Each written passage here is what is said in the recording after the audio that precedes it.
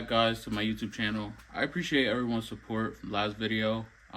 It was very much just an intro video of me, the car, and the plans for it and what it had before.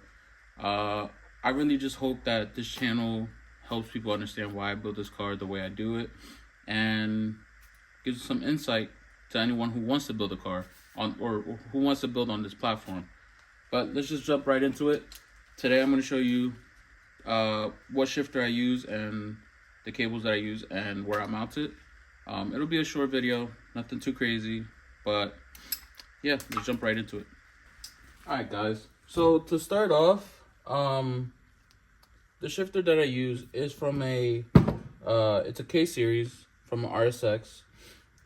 The reason why I use this style shifter compared to, the OEM Toyota one,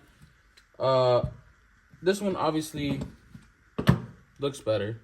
I don't know if you guys know, but a Toyota manual shifter is very hard to find, along with the cables. They cost around like $250 up to $300 on eBay. You can try to find it at a junkyard or something, but again, they're very hard to find, very rare. So I was looking for an alternate solution, and I figured that why don't I just look to see if there's another shifter that has the same mechanism on the bottom and the same, whatever. And I found that the RSX one is very, very similar, if not basically the same. So the Toyota one obviously has a different placement here for the cables to come in compared to the K-Series, obviously. But the mechanism that shifts it back and forth is relatively the same.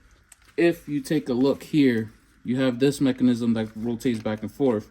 This part is the main part that I needed from a shifter, along with this part down here. I don't know if you can tell, but I did shave off this shifter here as well. That way I can have more throw. In terms of the cable, it's just a K-Series cable for an RSX. Has the ends for 8th gen. Nothing fancy about it. Only issue is these cables are longer than the OEM Toyota ones. So having longer cables helps me. I'll show you a video of me shifting it. You can see my body is more so looking to bend down just to throw the shifter back and forth. So this cable being longer, I can now move the shifter back more.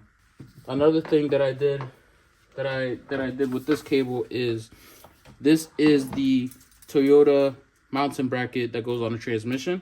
Very not pretty, but there it is. Welded the OEM brackets onto here, along with this side too.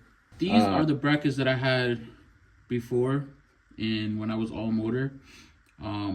These brackets I used with the first version of the shifter, where I cut off this part. I figured, and this was before I knew what I knew now, I figured, oh, okay, I don't need this K-Series one, it won't work, blah blah blah blah blah. But when I was running this shifter, I still had the Toyota cables. So I was running Toyota cables with this shifter, this style shifter. So obviously the placement wouldn't work.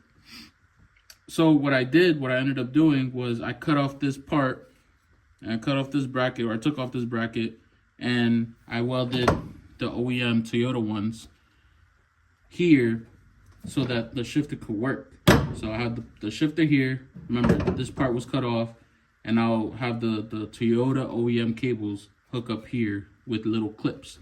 And it worked, and that's how I got it to work. In 2024, when I swapped over to the K-Series cables, I had gotten a new one of these shifters, and the cables fit in perfectly nice. They use OEM placement. The cables are obviously longer, so I left these here. They are of no use anymore, so I don't use them anymore. So I put the shifter back in the spot that I had the old one in, and I raced like that. The Kseries cables were longer, so they stuck out in the engine bay more than the OEM Toyota ones. For this season though, I will be taking out this liner here, and I'll be making my own bracket with a hydro brake, a hydro staging brake. So the shifter, instead of sitting here, will now sit somewhere back here where I can have a better position to shift it back and forth. As you can tell here, I couldn't do that before because if I move the shifter too close back, the e-brake will hit here and I can't shift here. See what I mean? So I had to put the shifter right there. I will be eliminating this, so there's no need for it. So I plan on putting the shifter back here where I can reach it more comfortably. This will obviously be eliminated, and I'll have the staging brake on this side. So stay tuned. I'll show you installation video of that and how I do it. I'll also show you my hydro brake setup. And so yeah.